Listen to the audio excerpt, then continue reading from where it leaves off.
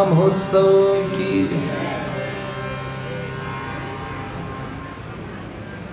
देखिए, परम सौभाग्य है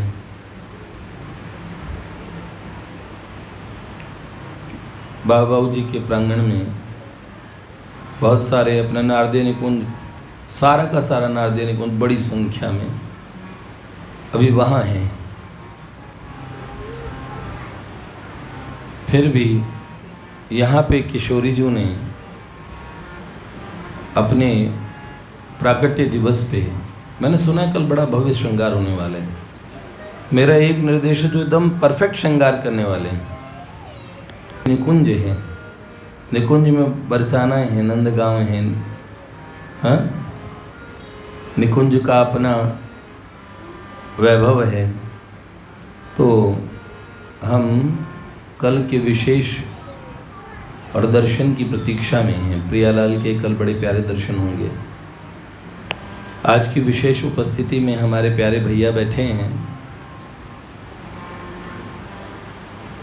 ये बहुत सरल व्यक्तित्व हैं। एक दिन मैंने किसी को उनका उदाहरण लेते हुए कहा, इनके अपीयरेंस से नहीं पता लगता, ये बहुत अच्छे ओहदे पे होते हुए इतनी सरलता वाले लोग बहुत कम ही देखे हैं। हमने कई देखे हैं, बहुत अच्छे अच्छे लोगों से हम मिले हैं। तो भैया जी का उदाहरण हमने पूर्व में भी किसी के सामने लिया, इत्तिफाकन वो इनकी जानकारी के निकल गए लेकिन जिस परिवार से ये हैं, उस परिवार में मुझे लगता है सरलता और भगवान की भक्ति कोई वंश की परंपरा से आ रही है। इसलिए हम भैया को बहुत बहुत साधुवाद देते हैं और बहुत अच्छा लगा। एक बार सब प्रेम सस्नेह सब कहिए, जय जय श्री राम। अपने हाँ, आज एक बहुत DRDO की डायरेक्टर आई थी दिल में, और वो सुबह से प्रतीक्षा कर रही थी और शाम को 6 बजे उन्हें टाइम मिला। मुझे तो बाद में पता लगा वो बेचारे सुबह से बैठी हैं। श्री मोहता जी पिताजी ने बोला था।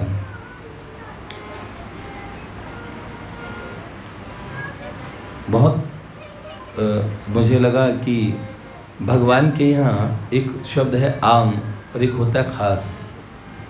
तो आम और खास का डिस्क्रिमिनेशन नहीं है, वह सब प्रभु के खास हैं।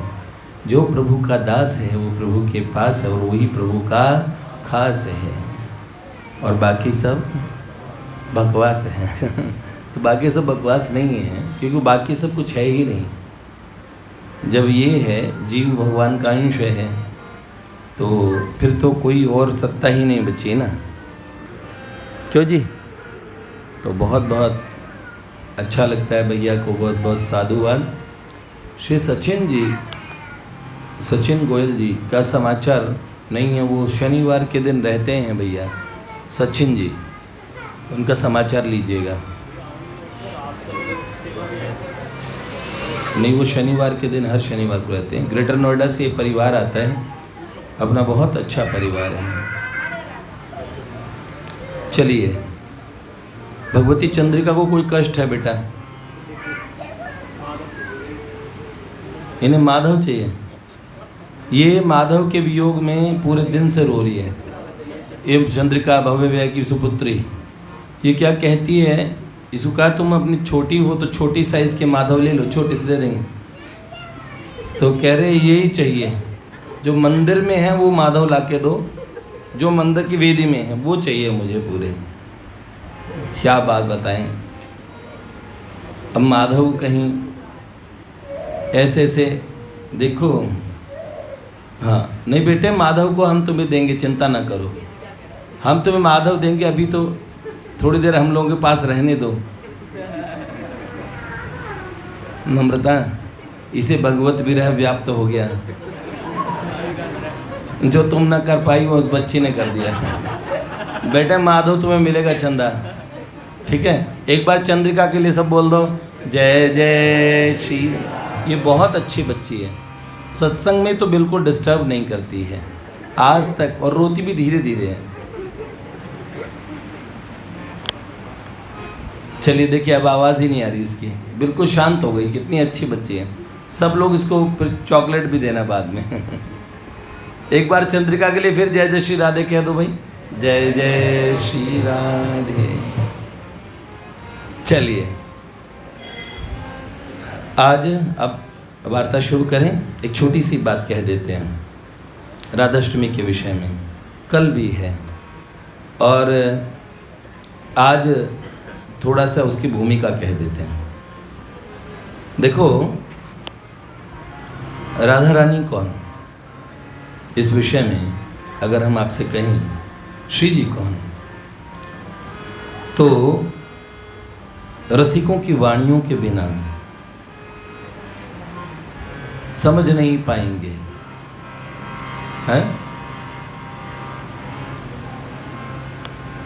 क्या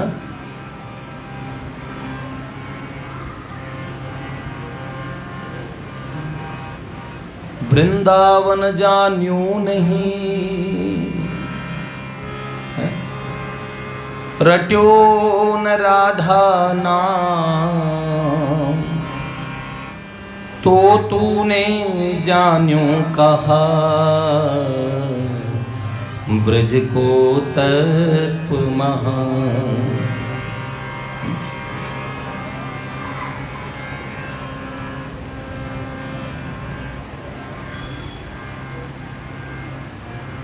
जिनको राधा नाम न पता हो, राधा नाम का ज्ञान न हो, जिन्होंने राधा नाम जप न किया हो, जिन्होंने राधा रानी का आश्रय न लिया हो, इस मार्ग पे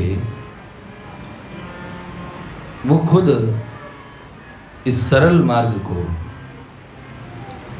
और थोड़ा कठिन कर लेता है खुद ही। श्री जी के आश्रय से सब काम सुगम हो जाता है?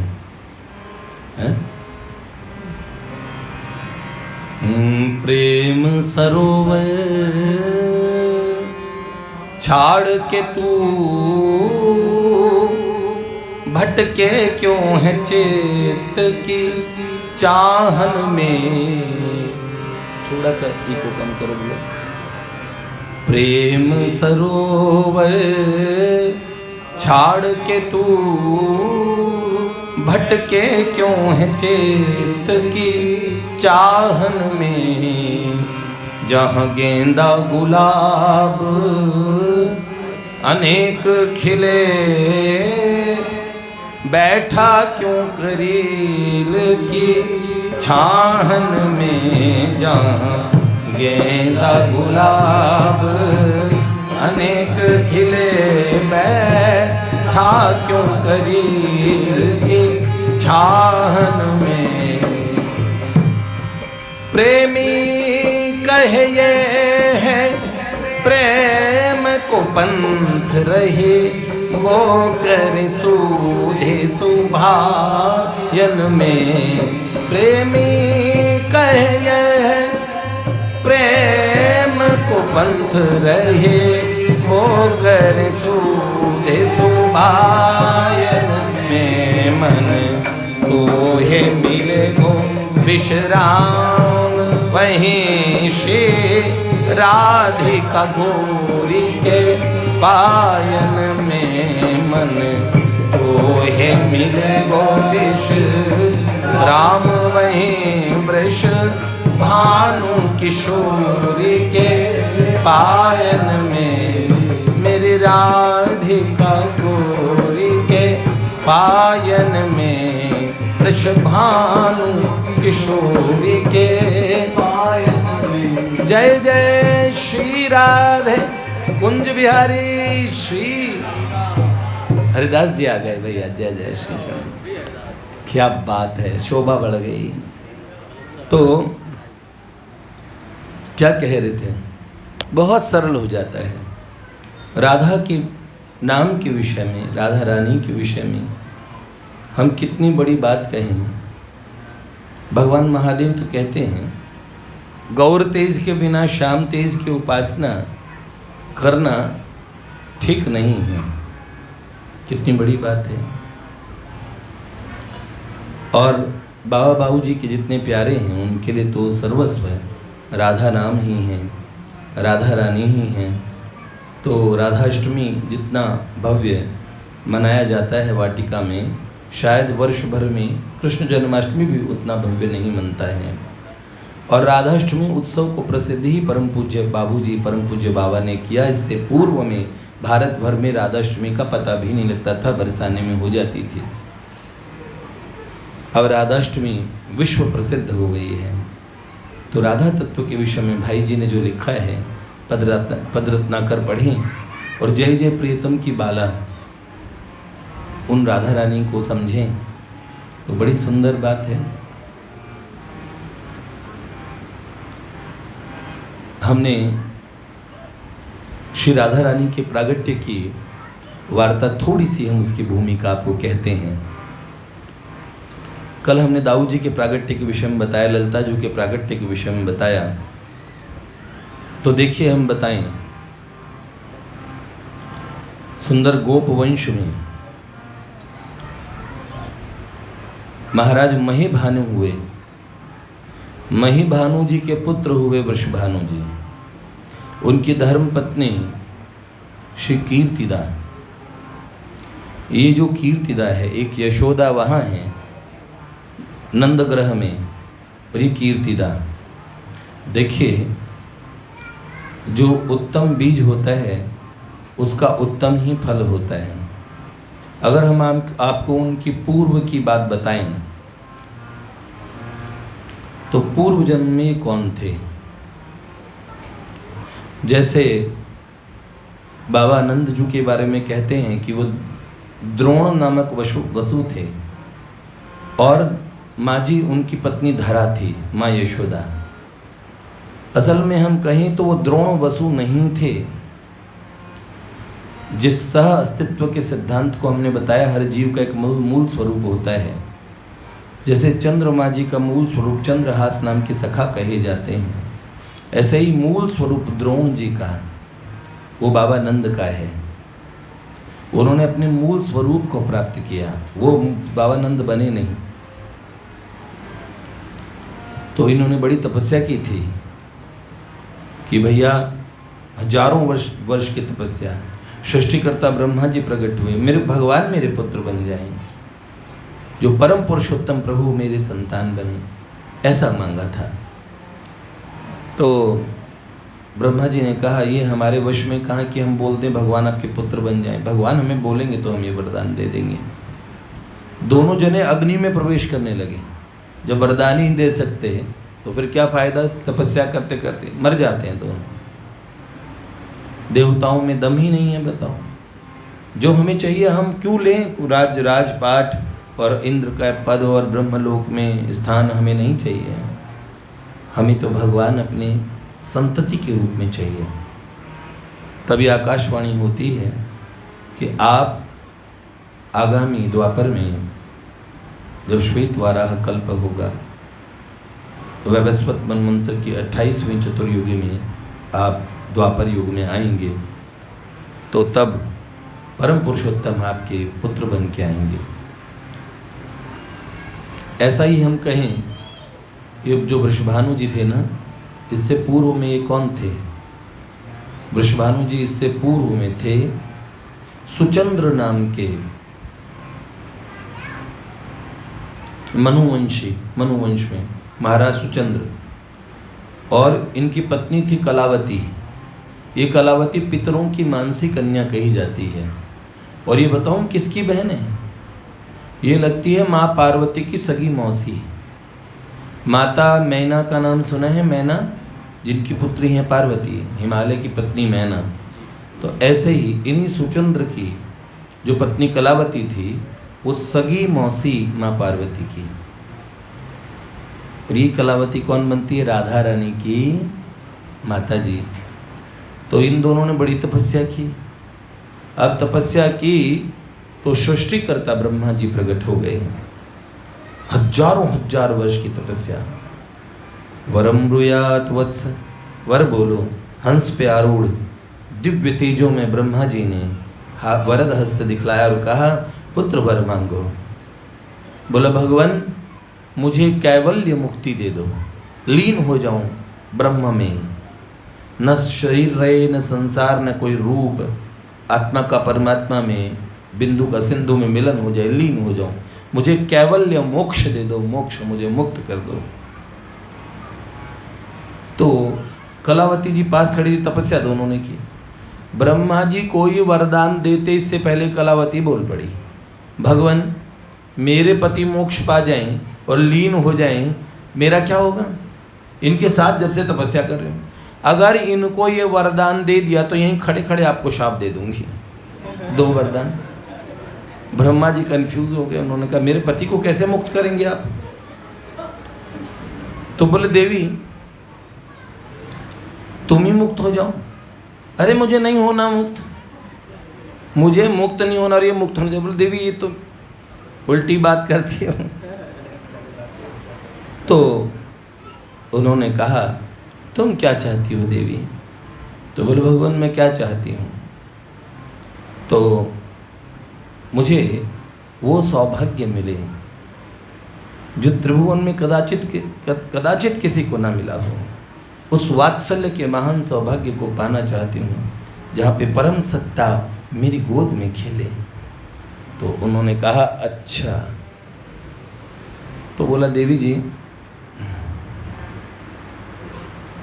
ये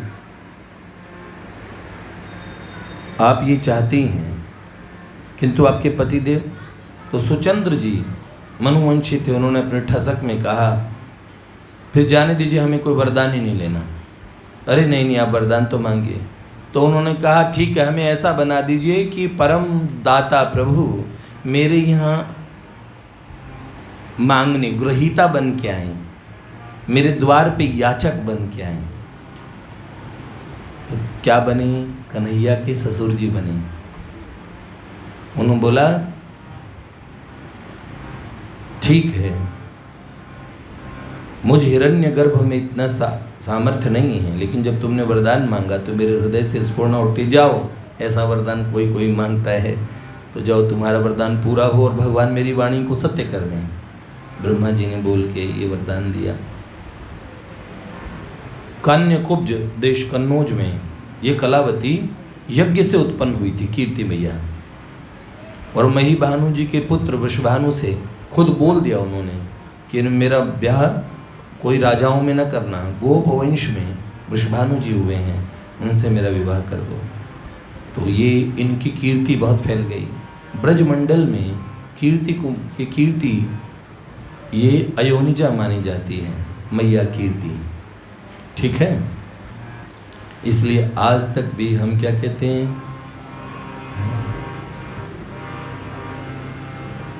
कीर्ति कुमारी राधा रानी का नाम है।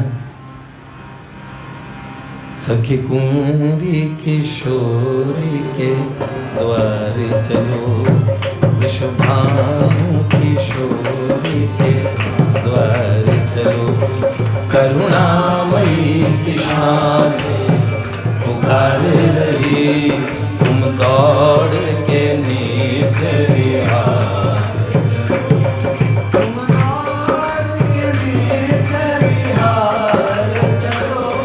सखी कुंवरी किशोरी के द्वारे चलो, किशोरी के द्वारे चलो।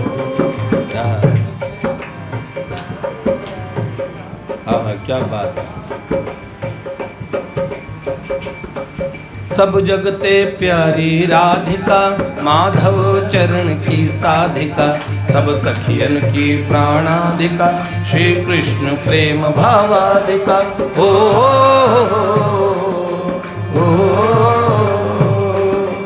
करुणा की सागर है श्री प्रिया, कर कृपा हमको भी अपना लिया, ब्रजमंडल में हमको बुलवा लिया, उन राधिका गोरी के द्वार, सखी कुंवरी किशोरी के द्वार। तो भैया ये कीर्ति किशोरी है। अब भैया रावल गांव के आसपास की बात है। राधा रानी का प्रागट्य कैसे हुआ। कल तो बधाई सुनाएंगे, और भी हमने रचनाएं की है, बधाइयाँ लिखी है। आज बैठ के अभी भी बधाई लिख के आया हूँ, फिर अपने आसन पे बैठा। 9:30 तक तो उनकी बधाई लिखी, क्योंकि राधा रमण का आदेश हुआ कि एक आपकी लिखी बधाई गाएं। तो मैंने क्या किया, आज जब मैं बैठा सुबह, तो मैंने कहा देखो मैं कोई भी चीज़ माधव की पहले करता हूँ। देखो हर जगह राधा रानी की चीज़ पहले होती है, सब जने राधा कृष्ण कहते हैं, मैं तो माधव राधा बोलता हूँ बोलने में फैशन है राधा माधव जी का बोलने का। तो बाकी हृदय में तो माधव जी मेरे पहले छपते हैं, फिर किशोरी जी, और जबकि किशोरी जी ज़्यादा विशेष है, ज़्यादा बड़ी सरकार है, हमारे ठाकुर जी से 4 गुना क्यों, मैं तो कह रहा हूँ 16 गुना एक्स्ट्रा है। पर हम क्या करें, है साहिब नंद शहजादे तो हम चरणों की दासी हैं। है साहिब नंद शहजादे तो हम चरणों की दासी हैं। कुमुदनी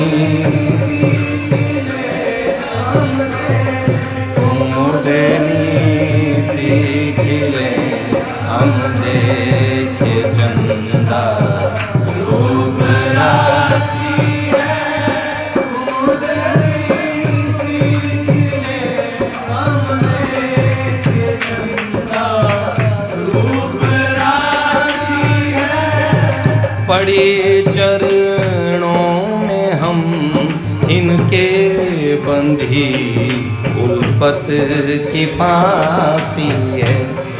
बड़े चरणों में हम इनके बंधी उल्फत की फांसी है। अमावस भी बने सखी संग, अमावस भी बने सखी संग इनके पूर्णमासी है। अमावस भी बने सखी संग पूर्णमासी है। बन्नो चाहे विधि हर वे महल नंद के खवासी। सुनो, विधि ब्रह्मा जी, हर शिव जी, ये भी महल नंद के खवासी बनना चाहते हैं, जानते हो। बन्नो चाहे विधि हर वे महल नंद के खवासी हैं। ग्वालिनी माधुरी सी सखियाँ, ग्वालिनी माधुरी सी सखियाँ, उन्हीं में लोगों की दासी हैं। माधुरी सी सखियाँ, उन्हीं में लोगों की दासी हैं। देखिए, इसलिए किशोरी जी की रचना की बधाई लिखनी थी, तो बधाई लिख के आया हूँ। लेकिन उससे पहले 25 कड़ियों की लाला के जन्म की, जबकि हो गया जन्म, 25 दिन हो गए, 15 दिन तो हो ही गए। उस समय नहीं लिख पाया, पर अगर लिख देता पहले तो मेरे अंतरात्मा कहती जा रहे तुम भी पाला बदल गए। और मेरा फिलहाल कोई विचार नहीं है, एक ही पाले में रहना है, इसीलिए मैंने 25। और यहाँ भी बेईमानी की, श्री जी का 7-8 कड़ियों का लिखा, उनका 25 का लिखा क्योंकि श्री जी के बहुत बड़े बड़े बधाइयाँ हैं, बड़े बड़े रसिक, जो देखो श्री जी के गुण गाते हैं, कन्हैया को सब भूल जाते हैं। तो इसलिए मैंने कहा कि अन्याय कहीं ना कहीं होता है। तो हमने बाजत आज बधाई भानुपुर बाजत आज बधाई भानुपुर बाजत आज बधाई भानुपुर बाजत आज बधाई।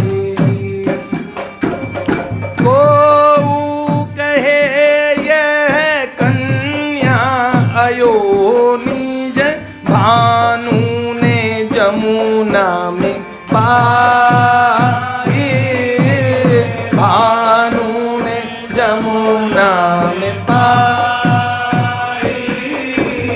वो कहे ये भानु सुता है, वो कहे ये भानु सुता है।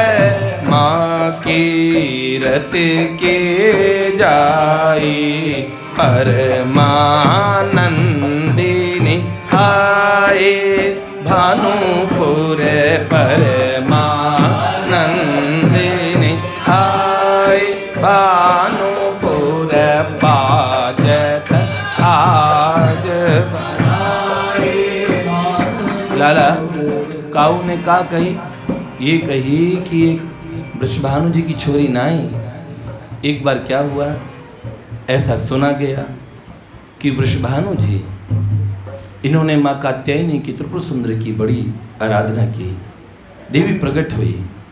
कहाँ पे है ये? जय जय प्रियतम में माँ भगवती आदि शक्ति त्रिपुर सुंदरी प्रकट हुई। वृषभानु जी ने कहा, माँ मेरे वंश में किशोरी जी का प्राकट्य हो, मेरी पुत्री के रूप में हो तो परम श्रेष्ठ हो, ऐसा मेरा अभीष्ट है। और ये उन्होंने माँ जगदम्बा ने वरदान दिया। अब पुत्री कैसे हुई? रावल गांव के पास जमुना जी के घाट में एक दिन भोर भोर में सुबह सुबह गए बाबा। कौन? भानु बाबा स्नान करने के लिए जमुना जी में घुसे, दायां पैर पहले रखा और फिर विधिवत जो जो मंत्र आते थे, श्याम सुंदर से जमुने महारानी की जय, बड़े प्रेम से कालिंदी भगवती में स्नान करने लगे। भगवती मार्तंड नंदिनी से प्रार्थना करने लगे, जमुना महारानी मेरा अभीष्ट कब पूरा होगा? कब वे परम करुणामयी किशोरी जो और मेरी गोद में खेलेंगी, मेरे आंगन में आएंगी, मेरी पुत्री कहलाएंगी? कब वो वरदान सत्य होगा? वो समय कब आएगा? और ऐसे ही बाबा भानु रोने लगे। और आज लगा अचानक दिव्य छटा, क्योंकि वो ब्रज वैसे ही चिन्मय दिव्य ब्रज था, उस चिन्मय में भी चिन्मयत्व और बढ़ गया। परम दिव्य ब्रज में और दिव्यतम अवस्था हुई। और तभी बाबा भानु जिस समय पूरे प्रेम विभोर थे, उसी समय एक विशाल कमल, और वो कमल बाबा की कमर से आ टकराया और उस कमल में छोटी सी नन्ही सी एक बाला, एक कन्या सोई थी। हाँ, और वो किशोरी इतनी प्यारी, इतने सुंदर, उसके झुगलियाँ पहनाई थे, कान में कुंडल थे, बड़ी अतिशय घुंघराले बाल थे, बिल्कुल मक्खन मलाई जैसी प्यारी सी, चटर मटर से नेत्रों से बाबा की तरफ देख रही थी। और नन्हे नन्हे छोटे छोटे होठ, किशोरी जो कि सुंदर सी नासिका, और बड़ी प्यार और भोलेपन से मुस्कुराई।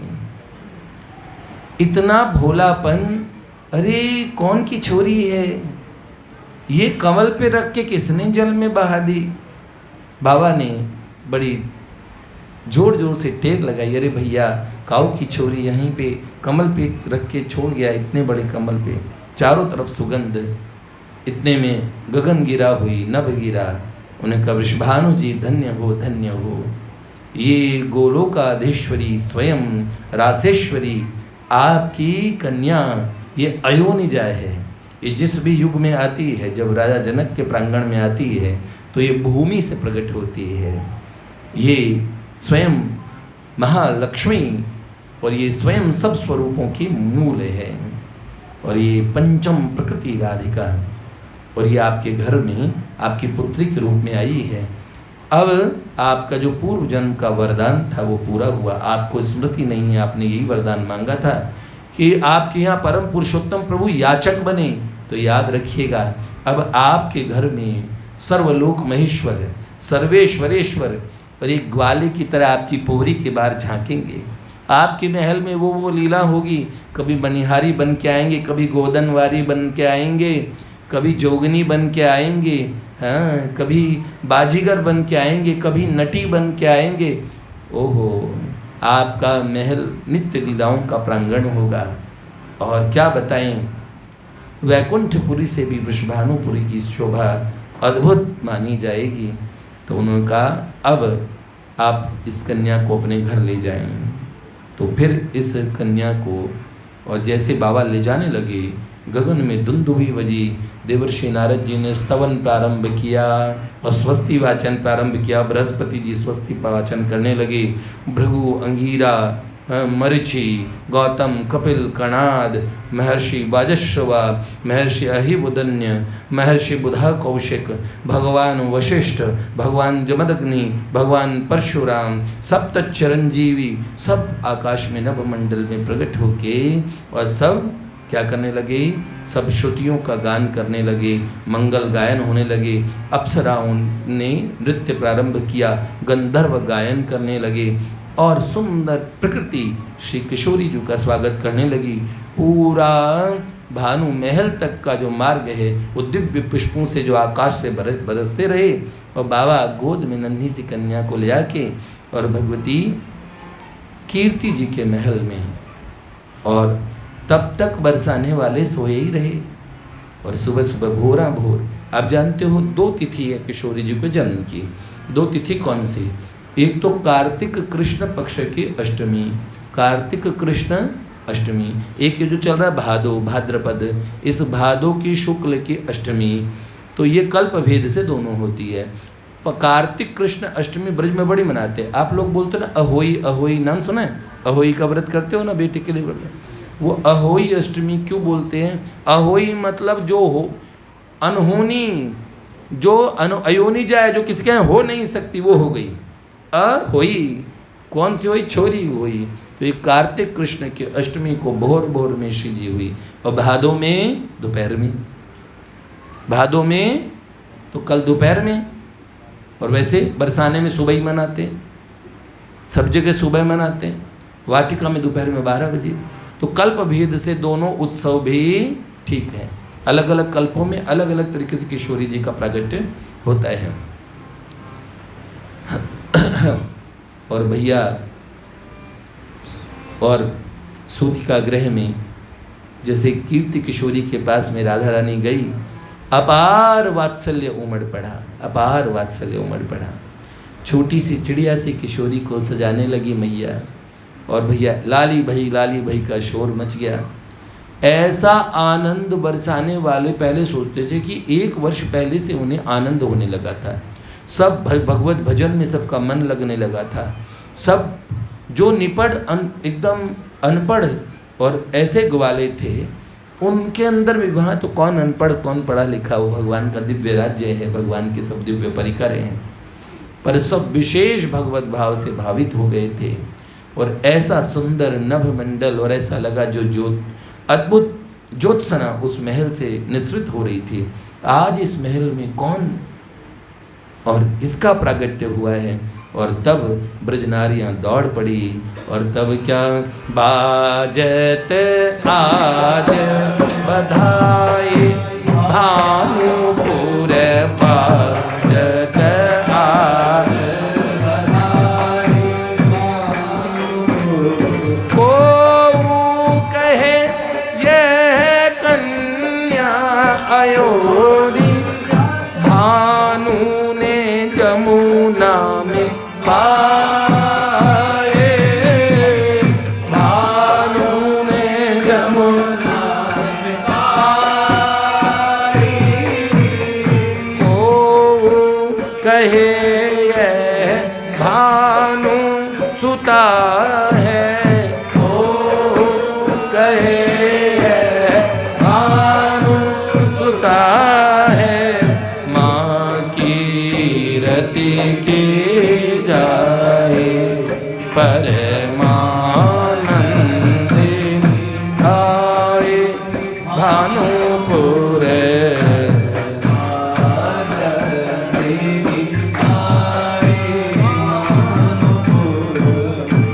अब लाली के जन्म का उत्सव यहाँ से प्रारंभ हुआ। कल तो उसका वो तो अपने शीर्ष पे पहुँचेगा और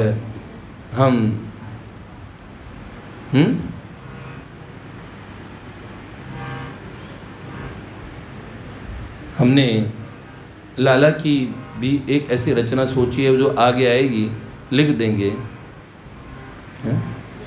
हवेली नंद जू के बजत बधाई, हवेली नंद जू के बजत बधाई। ये क्योंकि दोनों लाला लाली की दोनों को इस धुन में एक हो जाएगी। और इसमें हम आपको कल पूरी इसमें असल में हमने जो भी लिखा है उसमें गाथाएं हैं, कथा है। ऐसे 5-5, 6-6 लाइन के तो शायद हमने थोड़े थोड़े से लिखे हैं, 1-2 ही लिखे हैं। बाकी सब कम से कम 15-15, 20-20 लाइन वाले हैं। चाहे आप घंटों लगे रहो तो थकोगे नहीं और सुनने वालों को भी अच्छा आनंद ही आएगा, ऐसी हम आशा करते हैं। लाडली लाल की खूब आनंद मनाएं। श्री जी का जन्मदिन बहुत प्राकट्य दिवस अच्छे से मनाएं।